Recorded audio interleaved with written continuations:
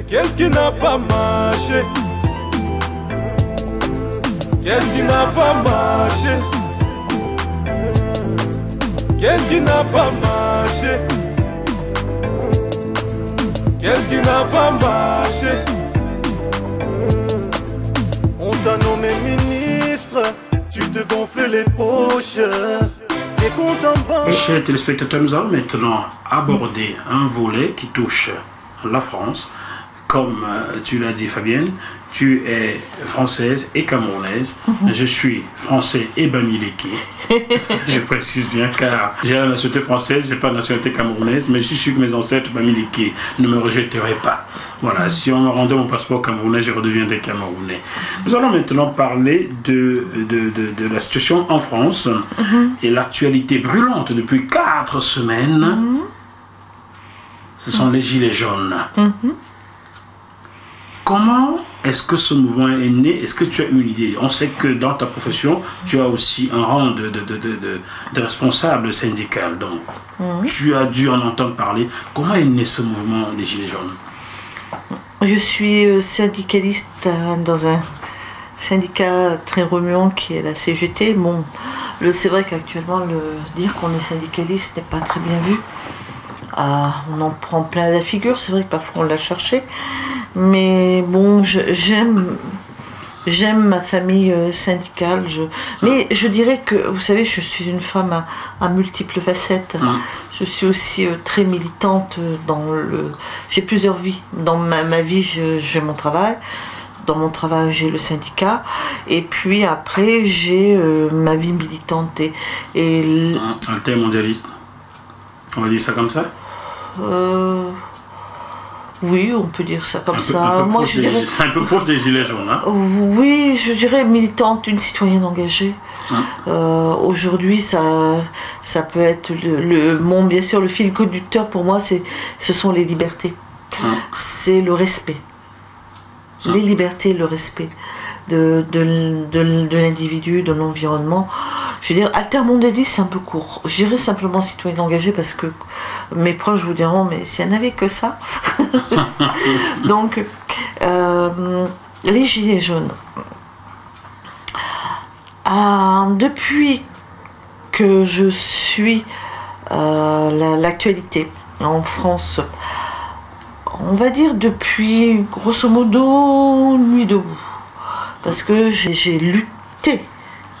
Véritablement lutter pieds à pied, c'est là à ce moment-là qu'on avait commencé à se croiser, pieds à pied contre les lois travail, dites loi El Khomri, Macron A. J'ai occupé la place de la République et c'est vrai que là, à la place de la République, m'est venu à Paris, m'est venu un monde que je croisais, vous savez, comme on croise dans la rue les gens, dans le métro, mais qu'on ne prend pas le temps de s'arrêter, de causer, de discuter, d'échanger, de connaître. Et je me suis rendu compte, à ce moment-là, de plein de choses, d'une ultra précarisation de la société, oui. Que bon, la garantie d'avoir des diplômes ne vous garantissait pas d'avoir un travail correctement payé, premièrement, et deuxièmement, un contrat de travail classique. Non précaire, on va dire ça comme ça. Oui, non précaire, à longue durée, à CDI. Non, non. Et c'était pas le cas. Et pour moi, ce qui se passe avec les Gilets jaunes, c'est exactement ce qui s'est passé avec Nuit debout, place de la République. Le mouvement est vertical, ne veut pas de chef. C'est exactement, on va dire, un copier-coller. Le mouvement est horizontal. Horizontal, pardon. Horizontal ne veut pas de chef.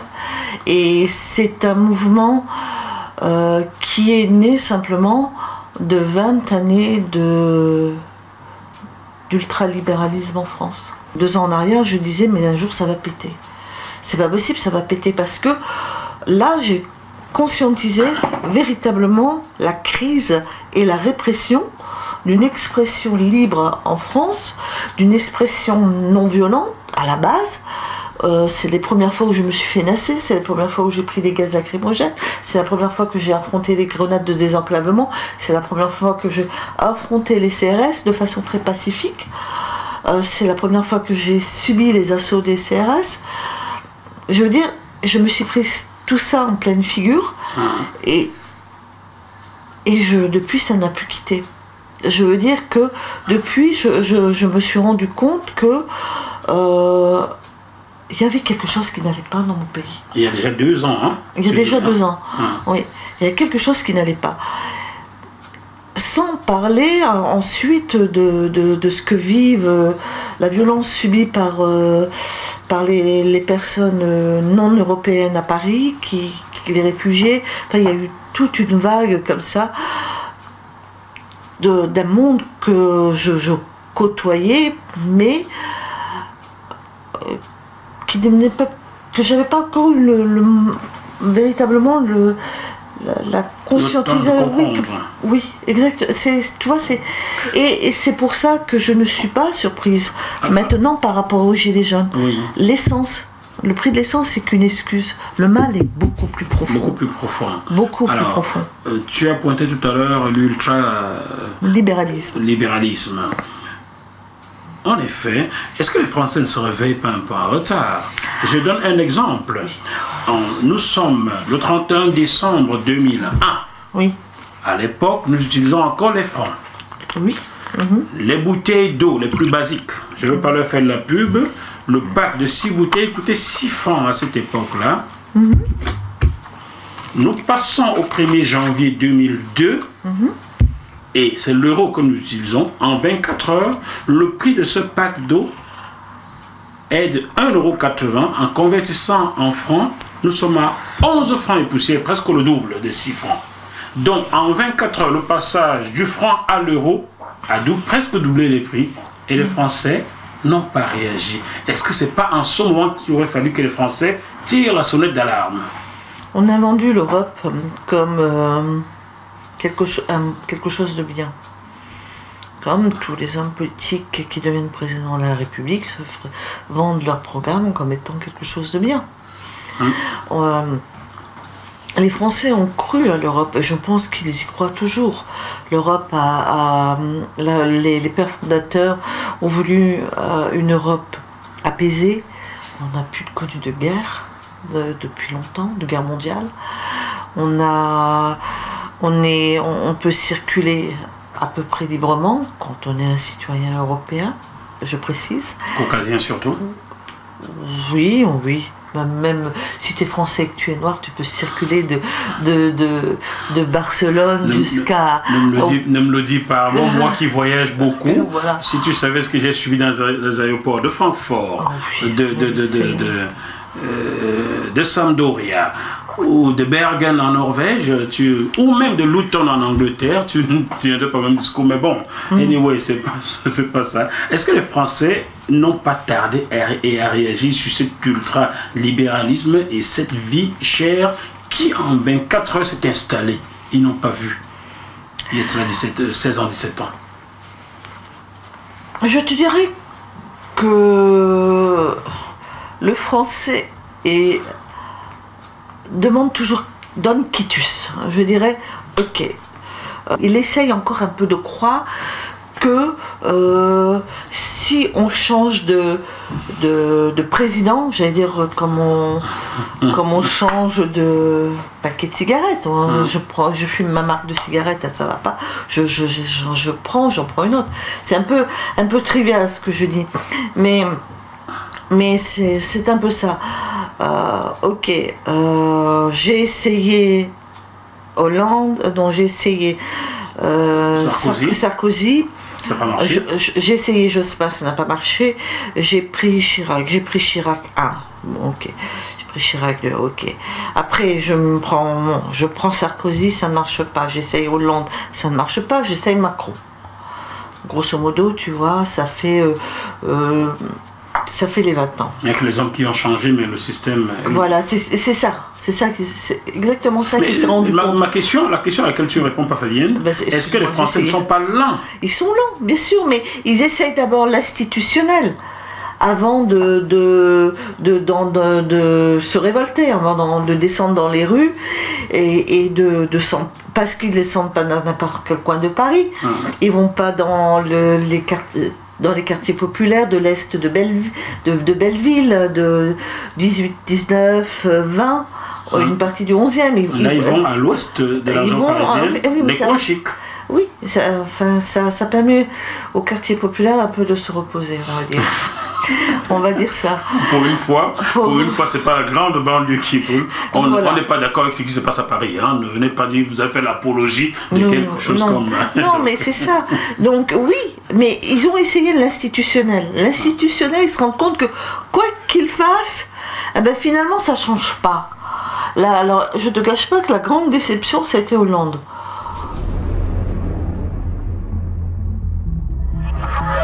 Ce programme vous est proposé par Deviseo Fret, spécialiste du transport international Afrique, Dom-Tom, Océan Indien. Retrouvez-nous sur www.deviseo-fret.com. Téléphone +33 139 85 14 23. Si maintenant le Parti socialiste actuellement en France, comme toutes les social-démocrates et les partis sociaux-démocrates se cassent la figure, c'est qu'il faut qu'ils réfléchissent un peu pourquoi ça n'a pas marché. Ils ont accompagné l'ultralibéralisme, mais ils n'ont pas cherché à le contraindre. Le détricotage des protections sociales, l'ultra-précarisation du travail, passer au laminoir le code du travail, renforcer les peines et de la justice. Tout ça fait que, à un moment ou à un autre, tu te sens en insécurité. Insécurité sociale. Insécurité sociale, oui, bien sûr. Bien sûr. Bien sûr. Et sans arrêt, je me rends compte, maintenant, c'est... quand tu as un travail, tu te bats pour le garder. Et ça, c'est vrai que le patronat le sait très bien. Alors, je vais m'attarder sur cette transition qu'il y a eu entre les francs et l'euro. Car... pour moi, je suis français, j'étais là lors de cette transition-là et j'ai vu. Avec 10 000 francs, autant des francs, on était un cadre plutôt aisé. Bien sûr. Ma feu épouse gagnait 12 000 francs à l'époque. C'était beaucoup d'argent pour nous. Bien sûr.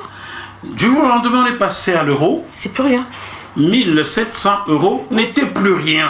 Oui, et encore maintenant. En 24 heures, ça s'est installé et personne, ni le Parti socialiste qui gouvernait le pays à l'époque, dont Lionel Jospin, qu'on a toujours dépeint comme quelqu'un d'intègre, l'intègre n'a pas réagi à ce coup de massue qu'on mettait sur tête de la population, ni Chirac, le président de la République de l'époque, fracture sociale, le chantre de la fracture sociale, n'a réagi.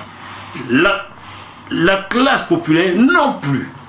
Est-ce que tout n'est pas parti de là et la précarisation a commencé à galoper jusqu'à aujourd'hui, 16 ans, 17 ans après, tout s'embrase? Je pense que le point de départ, c'est vrai, tu peux dire que l'euro est un point de départ, mais on ne peut pas tout mettre sur le dos de l'euro. L'euro n'est qu'une monnaie. Et je pense qu'ils y ont cru. Et ils n'ont pas accompagné l'arrivée de l'euro avec une hausse des salaires, une meilleure répartition du travail, un véritable accompagnement en profondeur de la mise en place de l'euro. Et le suivi aussi des prix. Oui, non, mais tout à fait. Mais l'euro n'est qu'une monnaie. Je veux dire qu'on ne peut pas demander à une monnaie de remplir la mission. Bien sûr que non. C'est à l'homme de remplir politique. L'euro ne fait que refléter une situation des prix de la cherté de la vie. Mais c'est vrai que le problème qui se passe maintenant après, c'est que les Français, la France profonde, et c'est là toute la différence. Enfin, c'est pourquoi le mouvement des Gilets jaunes prend telle ampleur, c'est que c'est un cri, à la différence de Nuit debout, qui vient de la France profonde. Des paysans qui se des lèvent. Paysans, de l'instituteur, c'est un véritable cri, parce que de la classe moyenne française qui s'est effritée totalement, qui s'est effondrée, la classe moyenne, hein, il faut oui, qui vit de plein fouet un décrochage. Alors certains te diront oui, mais ce décrochage n'est pas réel. Non, ce décrochage est réel. Et c'est pas la syndicaliste qui te parle. C'est la citoyenne. Ce décrochage est réel. Les Français n'en peuvent plus. Ils sont à bout de nerfs. Les nerfs craquent, lâchent. Ils en ont marre. Et on dit oui, mais on peut s'énerver pacifiquement. Attendez, mesdames, messieurs, je vous dirai une chose. Moi, la première, j'ai toujours manifesté pacifiquement. J'ai fait tous les défilés de la loi travail pacifiquement. Il y a eu un monde fou qui a défilé contre les lois de travail sous Hollande. Oui. Un monde fou. Oui. Paris, on ne pouvait plus circuler. Paris était noyé sous la foule.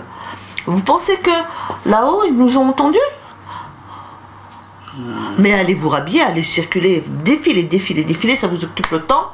Vous perdez une partie de votre salaire, parce que Dieu seul sait si mon salaire a été amputé à cause des grèves. Vous perdez, de temps en temps, vous avez des gaz lacrymaux, mais c'est bien fait pour vous. Vous n'avez qu'à rester chez vous ou bosser. C'est du cynisme, hein. Mais je suis désolée, il faut rappeler les choses.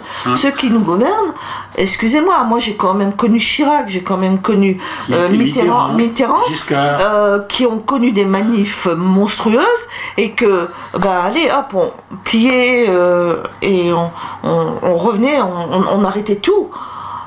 Et on faisait, et on écoutait. On écoutait. Quand les gens manifestent, et Dieu seul sait, ils ont fait des sondages, 60% ou 70% des Français étaient contre les lois travail, mais non, on les appliquait quand même. Alors là, on se pose la question, mais on est encore en démocratie, ou il y a quelque chose qui ne va pas, ou on a changé de régime, mais je ne sais plus bien là. Expliquez-moi. Mais on a élu des représentants, ils sont nos représentants. Et ils ne vous écoutent pas, visiblement. Non, ils ne n'écoutent pas. Alors, il ne faut pas s'étonner maintenant que les Gilets jaunes vous font un bras d'honneur et des boules dans les rues et se font entendre autrement. Vous croyez que qu'ils vont s'arrêter ? Parlant d'entente, Fabienne, cette question s'est venue à l'esprit. On sait que dans les campagnes, on ne passe pas un mois sans qu'il y ait un suicide. Oui, c'est vrai. D'agriculteurs. Et t'es gentil quand tu dis un mois. Je dis un mois, je suis gentil, oui. On ne passe pas un mois, je dirais même une semaine sans qu'il y ait un suicide. Pourquoi se suicident-ils ? Parce qu'ils sont à bout, parce qu'ils sont endettés, parce qu'ils ne s'en sortent plus. On sait qu'il y a des paysans qui ne peuvent pas se faire un salaire de 500 € mensuels. Oui, tu es gentil. Je suis gentil. On sait qu'il y a des retraités dans ce pays qui ne mangent pas leur faim. Dans un pays qui a atteint l'autosuffisance alimentaire depuis des siècles. Dans un pays où de la nourriture est jetée par les grandes surfaces. On sait qu'il y a des minimums vieillesse qui ne sont pas respectés pour certains retraités. Tout cela se sait. Il y a des manifestations, il y a eu des dénonciations, des associations ont parlé, quelques médias, je précise, ceux qui n'appartiennent pas aux grands groupes, comme JMTV+, bien entendu, en ont parlé. Et on a l'impression que les politiciens n'écoutent jamais. Est-ce que cela ne pose pas le problème de la qualité de nos hommes politiques ? Est-ce que cela ne pose pas, n'interpelle pas sur le rôle des lobbies auprès des hommes politiques ? Les lobbies. Et oui, et oui. Parlons-en. C'est ça. Puisque tu m'as interpellé sur les gilets jaunes, il faut savoir que les piquets de grève au rond-point sont tenus par les retraités. Tout à fait. Majoritairement. Il faut savoir que... Tu me parles de ça. J'ai été à une réunion concernant à Paris s'organisent des groupes qui surveillent les arrestations, les gardes à vue au lendemain des grèves. Et des réunions se tiennent et on dresse un portrait de ceux qui sont arrêtés. Il n'y a pas un portrait type d'un gilet jaune. Le gilet jaune c'est monsieur tout le monde. C'est monsieur tout le monde. C'est le retraité, c'est le chômeur, c'est le salarié. C'est le salarié. C'est le cadre. Un peu moins. Un cadre moyen, petit cadre moyen, oui. C'est le petit jeune qui vit à la campagne, qui finalement, bon, ben, faut dire pourquoi il y a tant de suicides. C'est vrai qu'il y a tant de suicides en France parce que les gens vivent mal, qu'ils ont l'impression que on ne fait rien pour les aider, que leur outil de travail dont ils sont si fiers, eh bien finalement, ils ne peuvent même pas les faire vivre. Et on se prend cette crise qui n'est même plus une crise, parce qu'une crise, ça dure de 3 ans. Donc, qui est cette marche forcée vers un monde qu'au départ, on n'a pas vraiment choisi. On a cru en un système, et finalement, le système, il arrive à bout de souffle.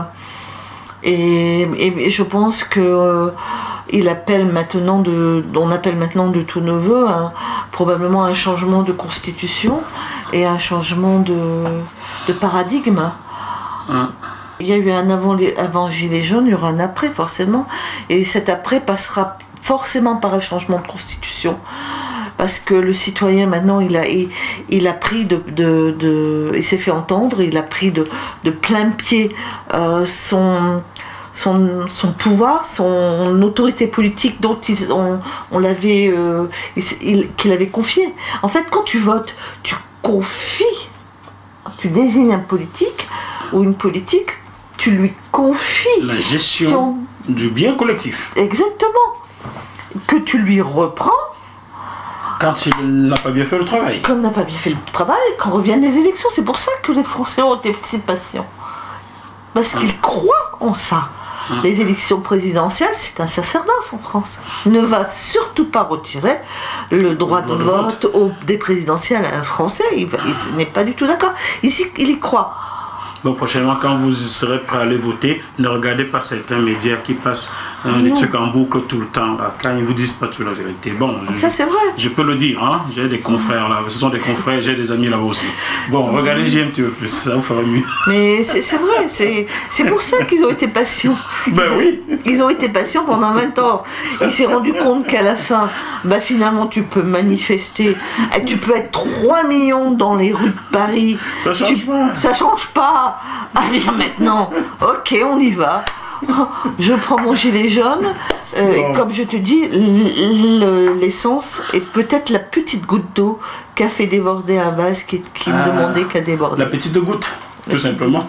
Tout simplement, mais bon, elle est pleine de symboles. Elle est pleine de symboles. Alors, dans les revendications des gilets jaunes, j'ai cru lire qu'ils veulent qu'on rétablisse l'ISF, l'impôt sur la fortune. Mais en menant mes enquêtes, je me suis rendu compte que ça fait une idiote. Même si on rétablissait l'impôt sur la fortune, ça représente quoi par an? Même pas 100 milliards de francs d'euros. Je suis encore en franc nostalgique, ouais. Ça représente même pas 100 milliards d'euros. Pourtant, ces personnes riches, je ne les défends pas, je n'en suis pas un, cela se saurait, en investissant ou bien en plaçant cet argent-là, ça fait tourner l'économie du pays.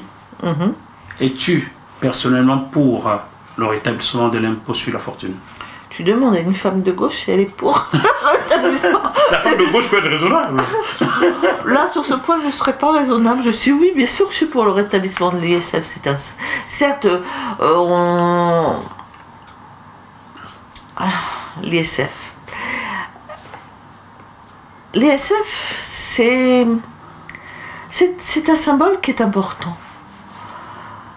J'entends encore un éminent homme politique qui était aussi un éminent homme d'affaires qui disait je paye les ISF, je le revendique et quelque part j'en suis fier. Ben, il y en a qui n'atteignent pas le seuil de la fortune, mais faisaient gonfler les chiffres pour pouvoir pavaner dans les grands endroits de Paris et je paye l'impôt sur la fortune. C'est pas tout le monde qui. Oui. Tu le sais bien. Mais moi bien sûr, mais je le comprends parce que si tu veux, l'ISF paye le prix d'une politique de niche fiscale qui font que les plus riches se retrouvent à payer parfois moins d'impôts qu'un cadre moyen ou un cadre sup. Tu comprends? Parfois, ils se retrouvent même à payer zéro. Zéro, tout à fait. Il avait les niches par-ci, par-là. Finalement, voilà. Les fortunes ne paieraient. Donc, c'est pour ça que je te dis, oui, bien sûr, je suis pour l'ISF. Oui. Pour l'ISF, et que fait-on des niches? Est-ce qu'il ne vaut pas mieux effacer les niches fiscales? Je vais te dire une chose. Avant. Le français devient un peu paranoïaque parfois. Je te le dis. Parce qu'il devient paranoïaque. Je suis paranoïaque quelquefois. Je te le dis, je t'explique pourquoi. Parce qu'il devient soupçonneux par rapport à la fiscalité. Parce qu'il te dira, ouais, mais lui, il a un bon avocat, il a un bon comptable, il finira toujours par trouver un moyen, un truc, un machin, que moi, j'ai pas le temps, j'ai ni les moyens d'avoir un bon avocat, ni les moyens d'avoir un bon fiscaliste, et je me retrouvais toujours à payer plein pot, quoi que je fasse. Donc, c'est pour ça qu'il vaut mieux qu'il sache que l'ISF lui apporte une forme de sécurité vis-à-vis de la fiscalité. C'est ça. C'est pour ça qu'ils te diront, même si tu me rases toutes les niches, tu me fais une fiscalité au cordeau, et ça prendra du temps. Ça prendra beaucoup de temps, ça prendra 3-4 ans. Mais pendant ce temps-là, que certaines grosses fortunes payent l'ISF, moi ça me rassure. C'est tout. Et ça, me semble, c'était Mitterrand aussi qui avait très bien compris ça, quand il avait instauré l'ISF. Il avait bien compris l'âme française qui est que, tu sais, il y a toujours chez le français un jacobin qui dort depuis 1789. Et chez le Parisien, un communard qui dort. Parisien communard. Et quelquefois Tantina peut aller. Vous allez comprendre pourquoi Tantina dans quelques minutes. J'ai compris. Alors Fabienne, si on rétablit l'impôt sur la fortune, que faudrait-il encore aujourd'hui donner aux gilets jaunes? Oui, il faudrait le pouvoir d'achat, l'augmentation des salaires. Tu sais ce qu'il faudrait leur donner? Et qu'est-ce qu'il faudrait leur donner pour que le Macron mouvement s'en aille. Vous êtes donc aujourd'hui les gilets jaunes veulent que Macron s'en aille. Mais oui, parce que Macron. C'est la première dans l'histoire de la Ve République qu'un président démissionne à même pas 2 ans de son mandat. Et non. Macron, malheureusement, paye le prix d'une certaine arrogance et n'a pas voulu recevoir les gilets jaunes encore dernièrement à l'Élysée. Pourtant, il reçoit tout le monde, les gays, les chanteurs, les danseurs, Oui, mais bon. Mais pas les gilets jaunes, monsieur le président. Ça serait bien qu'il le fasse, mais même maintenant, je me demande si c'est pas un peu trop tard. Parce que petit à petit, on franchit de plus en plus le marqueur qui est cette ligne rouge. On veut bien, le français veut bien être insulté, méprisé, je vous dirai, vous savez, on a l'habitude, hein. Mais jusqu'à un certain point. Je pense que ce point a encore été dépassé hier quand Macron a refusé a mis une fin de non-recevoir de les recevoir.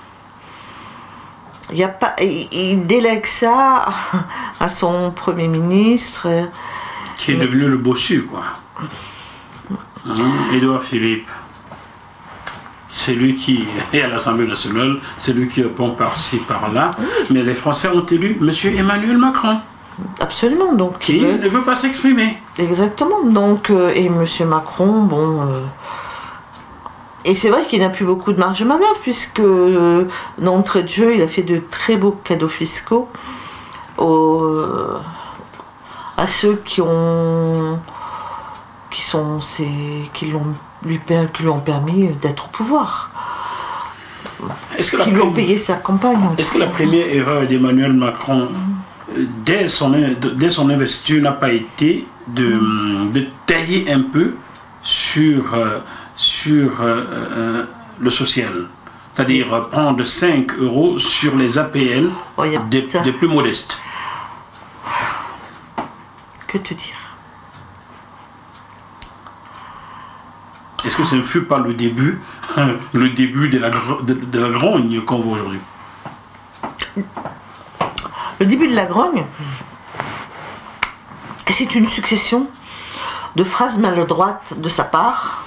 Si tu cherches un travail, traverse la route. Déjà, dire que les Français c'est un peuple de Gaulois râleurs, qui dès qu'on parle de réforme, ils râlent, mais attends, Emmanuel, des réformes, on en a connu. On n'en a pas connu qu'une, on en a connu pléthore. Et pléthore de réformes qui font que plus en plus on rentre dans la réforme, plus on se rend compte que finalement nos droits, pas forcément sociaux, mais des droits de bien vivre, tout le monde n'a pas envie d'être multimillionnaire. C'est ce qu'il a dit un jour, je veux que chaque Français, je crois que c'est ce qu'il a dit, qui voulait que puisse avoir la possibilité de devenir multimillionnaire. Moi, ok, mais... Ça serait terrible, monsieur Macron, mais bon. Mais je veux dire, tout le monde n'a pas envie de devenir banquier chez Rothschild ou chez la BNP Paribas. Non, les Français, qu'est-ce qu'ils vous disent? On veut simplement être heureux. Vivre. Oui, vivre, mais vivre décemment et être heureux. Si à côté de ça s'ajoute encore une fois cette sensation que finalement vous aviez un salaire, mais le salaire ne bouge pas tellement en France, je veux dire, c'est rare, même quand vous travaillez, surtout si vous travaillez dans le tissu économique français essentiellement composé de petites et de moyennes entreprises. Donc ça veut dire qu'ils n'ont pas forcément une marge de manœuvre suffisante pour permettre une hausse de salaire, parce que après avec le poids des charges et puis il faut faire vivre et que faut que la machine tourne, faut que l'entreprise tourne. Donc finalement c'est très courant. Vous rencontrez une personne, elle touche on va dire 1000 €. On parlait du SMIC quelques années en arrière, et elle partira en retraite, elle part à une retraite de 1300, 1400 €. Donc sur un parcours de vie, mais c'est fréquent, je veux dire, donc ils vous disent, mais nous ce qu'on veut, c'est simplement vivre décemment, être bien, le peu qu'on a, on veut le garder, on veut garder notre sécurité sociale, qui lorsque je tombe malade, elle puisse m'assurer ma couverture maladie. Je veux garder mon salaire et que le cours de la vie fasse que je puisse vivre décemment avec mon salaire, même pas me retrouver en rouge le 15 du mois et puis me demander mais comment je vais faire pour nourrir décemment ma famille, si j'ai une famille, pour payer mon loyer. Les loyers qui sont de plus en plus chers. Alors là, oui, la libéralisation, je ne vais même pas parler de ça. La libéralisation des prix des loyers, il y a une ministre qui a essayé de les encadrer. Macron a enlevé la loi de la ministre écologique, j'ai oublié son nom. C'était sous quel président? Cécile Duflot. Ah, Cécile Duflot. Duflot, qui avait encadré le montant Celle dont les députés n'aimaient pas voir en belle robe et belle jupe, là. Cécile, je t'adore quand tu as porté les robes et les jupes. Tu es belle comme ça. Voilà, et machiste comme ça. Hein? Voilà, tu le diras si tu la vois, que je l'adore aussi. On l'a croisée de temps en temps à Paris, maintenant elle n'est plus à Paris, elle est devenue... elle travaille à Oxfam maintenant, la grande ONG qui s'occupe... Ce serait bien de te voir, Cécile, hein, on a de choses à se dire. Bon, alors tu as évoqué les charges il y a quelques minutes. Est-ce que l'idéal, c'est un petit grand mot, bon, est-ce que l'idéal ne serait pas que le gouvernement baisse les charges patronales pour permettre au patronat d'augmenter les salaires? Mais c'est ce qu'ils ont toujours essayé de faire. Essayer de faire. Oui, enfin bon... Comment te dire ça? Je crois que je vais me faire quelques ennemis, mais c'est pas grave. Je resterai ton ami, t'inquiète pas. Merci. Le principal reproche qui est fait au patronat français, c'est que lorsqu'on leur accorde certaines facilités, ça ne repart pas directement au niveau des employés ou au sein de partage. En partage, voilà. En général, c'est ce que beaucoup de Français vous diront, ça part dans la poche des actionnaires.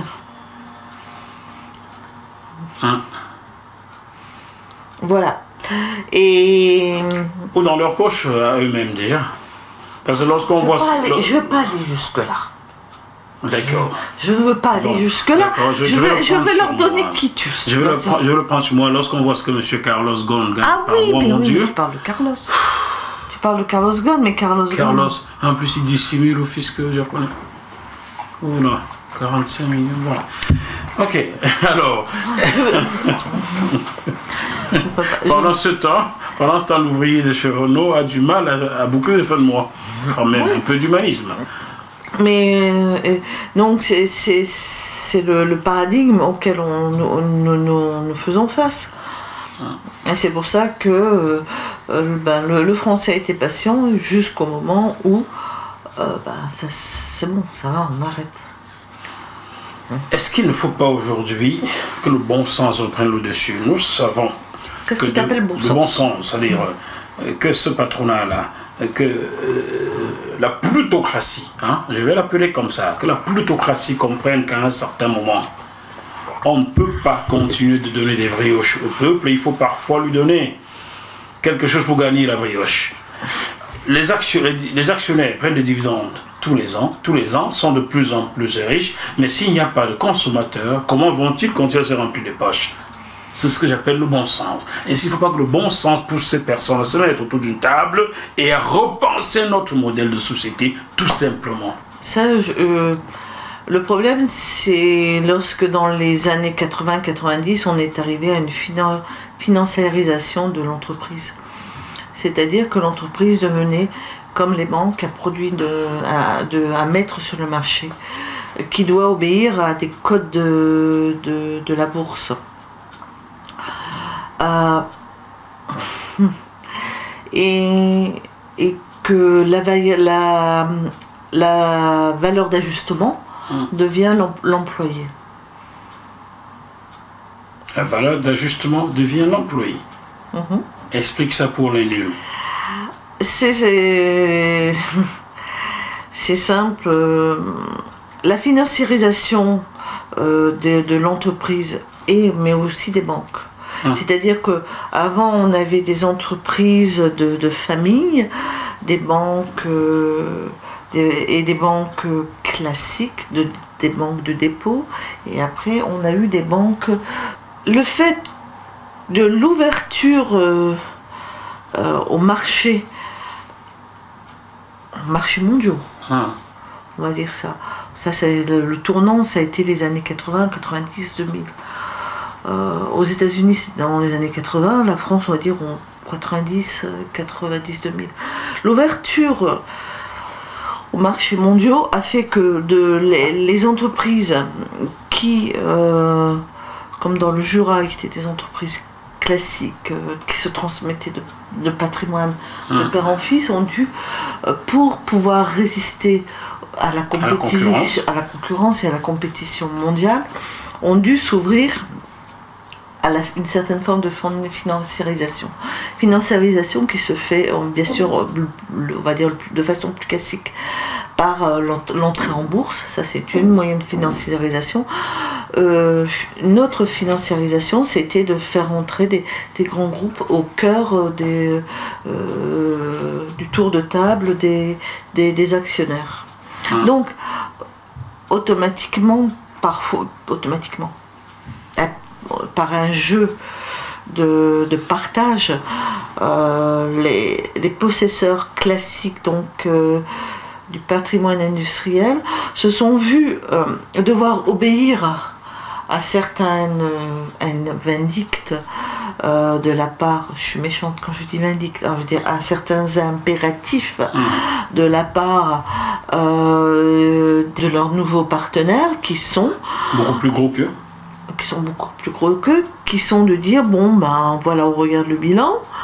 Bon, si vous voulez moderniser votre entreprise, voilà ce que vous devez faire, on vous apporte de l'argent, on modernise votre entreprise, mais à la condition que vous coupiez telle main, tel pied, tel arbre.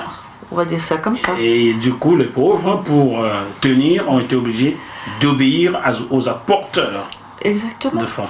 Exactement. Ce qui a un peu tué la mentalité locale.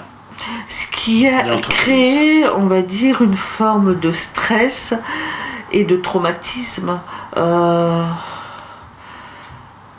Je l'ai vécu dans ma région, dans le Nord-Pas-de-Calais. Ça a été la fermeture des entreprises là-bas. Ça a été, oui, alors. C'est une zone très sinistrée, hein. Oui, qui revit maintenant, merci. Mais ça a été, c'était quelque chose d'effroyable.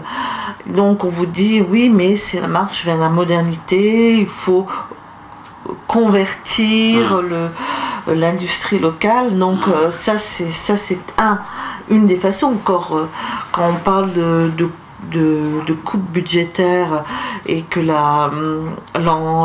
l'employé devient une valeur d'ajustement, c'est-à-dire que bon, vous avez 200 employés, pour que ça soit plus rentable, on en enlève 50. Ça c'est gentil, mais enfin gentil, c'est le moins douloureux. C'est le moins douloureux, oui, on va dire ça comme ça. On va dire ça comme ça, parce que c'est autre chose pour les 50 personnes qui sont sur le carreau. Mais lorsque vous dites, bien, on ferme l'entreprise et on la délocalise quelque part dans le monde parce que là-bas c'est moins cher, ça c'est un autre traumatisme. Ah, ça. Et quand maintenant vient s'ajouter au discours, mais si vous voulez garder votre travail, vous allez travailler quelque part, on va dire en Europe de l'Est. Il ne faut pas avoir peur de dire en Pologne. J'ai un ami, lui Koye, qui est en Pologne. Donc il faut aller travailler en Pologne pour garder ton travail, sachant que le coût de vie en Pologne n'est pas le même qu'en France, sachant que les protections sociales en Europe, en Pologne ou en Europe de l'Est sont très en deçà de ce que nous avons en France. Détricotage du système, tout simplement. Au profit d'une caste. Alors on va dire Jackie Moff le gauchiste, non, j'analyse calmement, que celui qui m'appellera le gauchiste vient de s'asseoir. Et si d'ailleurs, prochainement, il y aura un débat sur l'idée que Benoît Hamon avait là. Son idée de faire payer des taxes sur des robots. Oui, voilà, effectivement, comment il appelait ça? Universel, la revenu universel. Ça c'est un autre dossier. C'est un autre dossier, on parlera de ça, mais sachez qu'il y a 4 ans déjà, j'ai interviewé Jacques Bertillier, économiste français qui a 85 ans aujourd'hui, sur le revenu universel. Je me suis rendu compte que c'est une idée qui est vieille de 3 ou 4 siècles. Oui, en 1789, un député franco-américain posait déjà le problème du revenu universel. Oui, donc c'est pas probablement le revenu universel n'est pas une idée neuve, loin de là. Et c'est une idée qui moi me plaît beaucoup, mais qu'il Il faut travailler. Qu'il faut travailler, qu'il faut adapter. Qu'il faut adapter, en effet. Alors, Fabien, dernière question sur les gilets jaunes. Oui. Imaginons que tu es surtout un gilet jaune en ce moment, et pas que sur toi, dans ta tête aussi. Qu'est-ce qui pourrait t'apaiser afin que samedi prochain, qui sera donc nous sommes le 8 aujourd'hui, samedi prochain sera le 15. Qu'est-ce qui pourrait t'apaiser et t'amener à rester chez toi samedi le 15 décembre? Franchement? Franchement, oui. Mais le départ de Macron et de tout le monde à l'Élysée. Tu es extrémiste là, Fabien? Non, pas du tout. Le départ de Macron. Oui. Tu veux qu'il démissionne? Mais oui. Qu'il s'en aille, qu'il dise je démissionne. Oui, tout à fait. On n'a jamais... je dis ça, tu vois, j'ai pas... je le dis de façon très apaisée, sans haine, tout à fait paisiblement, mais il a failli. Hein? Il a failli. C'est perturbant, mais il faut dire, et on va dire aux Français, on va encore le supporter encore 3 ans. Mais alors là, je ne sais pas ce qui va rester de la France. Corrige-moi si je me trompe. Oui. Le dernier président français qui aurait démissionné, c'était De Gaulle. C'était en 1970, je crois. Oui, c'est après 68. Donc 2 ans après mai 68. Donc voici 48 ans.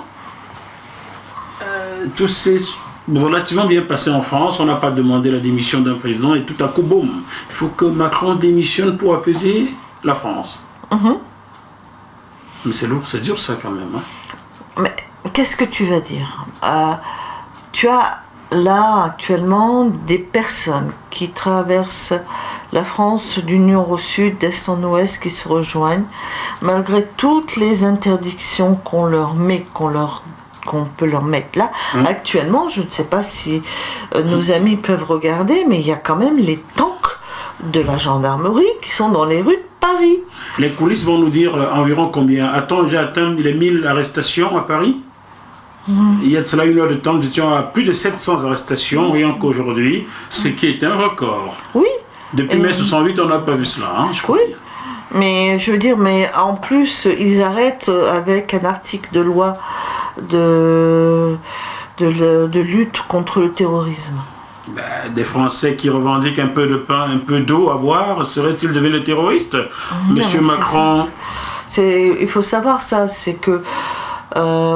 ça, ouais, c'est pour ça que j'essaie d'expliquer. On a atteint un but, un point de non-retour. Donc, les gens se font arrêter sous un article dont j'ai oublié malheureusement j'aurais dû vérifier avant. Un article de la loi antiterroriste qui donne pouvoir à l'autorité de police, donc la gendarmerie, en l'occurrence, d'arrêter... Des interpellations préventives, c'est ça? Oui, je m'explique.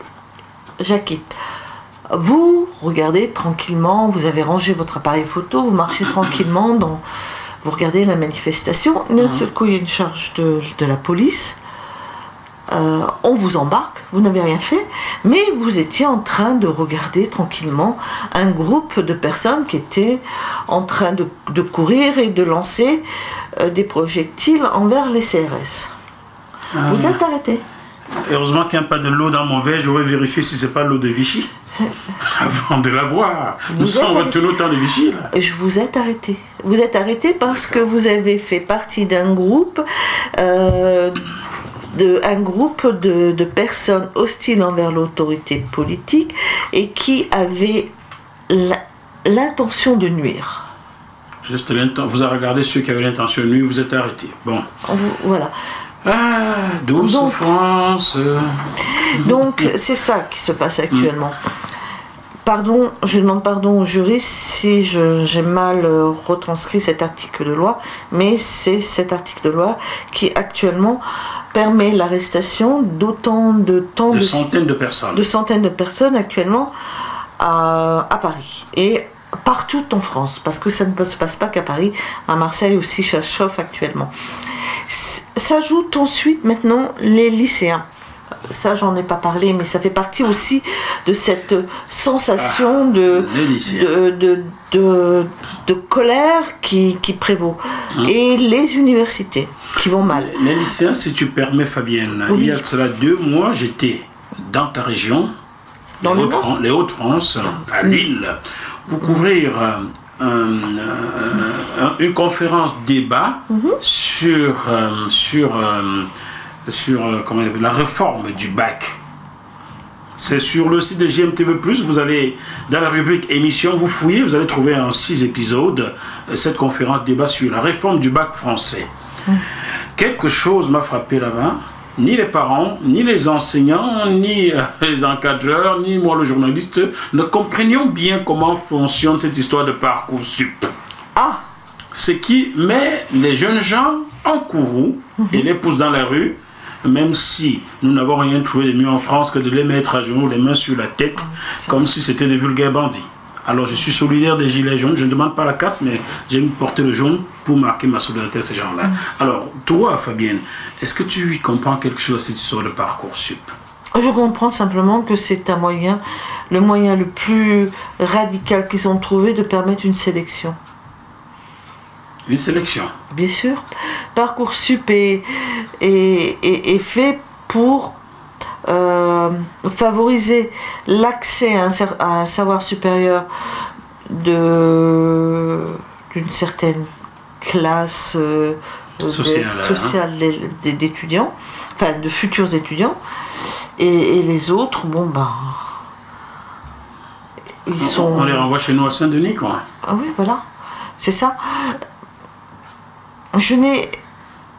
Pour avoir discuté avec des amis qui sont profs, qui sont dans l'enseignement et qui sont actuellement, je pense, quelque part dans Paris, autour ou au niveau des Champs-Élysées. En gilet jaune? Oui, en gilet jaune. Et qui m'ont expliqué ça et ils se sont révoltés par rapport à cette violence qui est faite au niveau de leurs élèves. Et sans parler aussi d'une réforme aussi à l'intérieur des cours qui fait que certains enseignements qu'il fallait favoriser sont maintenant délaissés. Par exemple? Par exemple, tout ce qui est enseignement de l'histoire, enseignement des connaissances générales. Tu parles de l'histoire qui était même déjà tronquée, là. Oui, c'est vrai. On va même plus l'enseigner en plus. Oui, mais je ne sais pas ce qu'il est. Enfin. Eh, monsieur Blanquer. Bon. Je ne sais pas ce qu'ils cherchent, je ne sais pas ce qu'ils veulent. C'est pour ça que après avoir essayé, espéré, cru dans les institutions de la République, et qu'on se rend compte que finalement ceux qui les dirigent, parce que je pense qu'on y croit toujours moi même si j'ai vu certains royalistes défiler sur les Champs-Élysées, je reste profondément républicaine, je reste profondément attachée au triptyque républicain, liberté, égalité, fraternité. Je reste profondément attachée à une image de la France. J'essaye encore de croire un peu au pouvoir politique, mais je crois dans la politique avec un grand P, mais je ne crois pas aux politiciens. Et c'est pour ça que je fais un distinguo entre je ne crois pas à l'homme politique. À l'homme politique, mais à la politique. Je crois à la politique. Et la politique qu'il a fait au départ, même si, comme on dit, ils font de la politique sans le dire, sans le savoir, mais c'est le citoyen lambda. Le citoyen lambda s'est maintenant emparé des agoras qui leur permettent d'être informés et d'être au courant. Et ces agoras s'appellent l'Internet. Le problème, c'est que notre classe politique s'imagine que l'homme, le citoyen, le français et la française fonctionnent encore comme dans les années 50. Ou là, allez, je vais être gentil, des années 70-80. Non! Maintenant, il y a un outil qui s'appelle le téléphone portable qui est de plus en plus performant. Il y a un outil qui s'appelle l'ordinateur et Internet ou tout ce qu'on veut. Qui a révolutionné le monde. Qui a révolutionné le monde et c'est ce qui est en train de se passer en France. Dernière question pour cette partie, Fabienne. Pour toi, est-ce que ces manifestations des Gilets jaunes est une colère, une révolte ou une révolution? Non, c'est pas une colère. C'est pas une colère. Une révolte ou une révolution? C'est une révolte qui peut devenir une révolution. Bien. Quand je dis ça, je vais juste approfondir, si tu m'autorises. Bien sûr. Qui peut devenir une révolution. En fait, déjà, ça fait déjà... c'est 3 semaines. 4, oui, c'est l'épisode 4. Depuis le 17 novembre. Depuis le 17 novembre. Oui, c'est l'épisode 4. Ça fait long. Ça fait long pour une situation comme un pays démocratique comme la France. C'est long. Sans oublier que, de toute façon, les Gilets jaunes, ils ont dit qu'on ira jusqu'au bout. Et le bout, c'est... Jusqu'au bout, c'est que maintenant, et je crois, je ne les connais pas. Enfin, si je connais quelques-uns, mais quand je leur parle, ils me disent, mais on veut que Macron parte. Et on est prêt à même aller jusqu'au 31 décembre. Monsieur le Président, souvenez-vous, la place de la Bastille, regardez ça. Chers téléspectateurs, on se retrouve dans quelques minutes dans la seconde partie de cette émission, le bœuf politique sur GMTV+. On évoquera le Cameroun, la France-Afrique et 2-3 autres choses. A tout de suite. C'est vrai ?